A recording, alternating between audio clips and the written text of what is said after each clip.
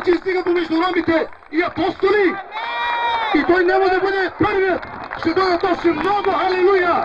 Ще дойдат още много, защото апостолите ще завършат своето си. Халелуя!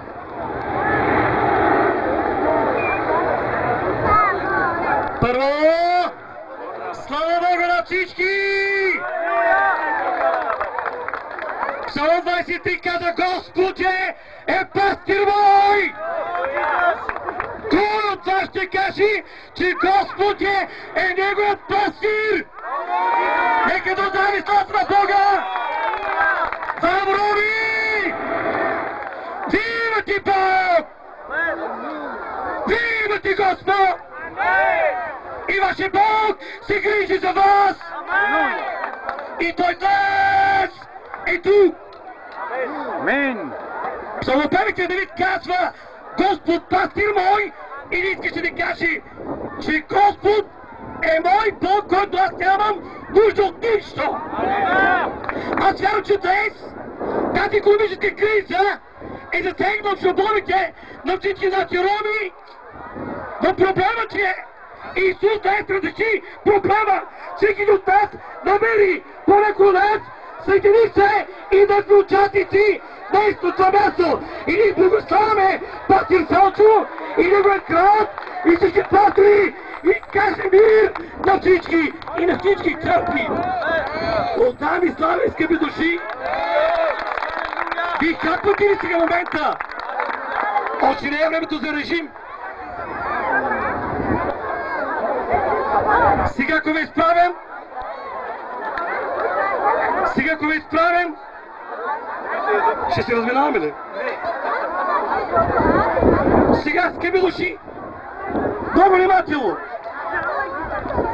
Ако обичате, спете малко за дъвчите. Халелуя! Искам само на свидетелство. Вам, роби, чуйте, че нашия Бог е жив. Ако ме чувате добре, може ли в името на Бог моля да си дигнете ръцете? Слава Богу! Днес съм тук и искам да прославям Бог, че вчера се молихме, църквата се моли за една мъртва жена, за една мъртва сестра, и тя възкръсна! Слава на Исуса! И тя възкръсна! Цяла Стара Загора стана на крак! Нека отдаме славата на Бога! Вчера беше възкресение Христо! И Господ доказа, че Той е Бог на възкресението! Възкръсна мъртва жена! Възкръсна! И отдай ми славата на живият Бог! И тук с Стара Загора, с мене, повече от 30 човека, те са свидетели на чудото на Бога! Бъдете благословени! Домовете ви, чадата ви, децата ви! И добитъкът ви! И бизнесът ви!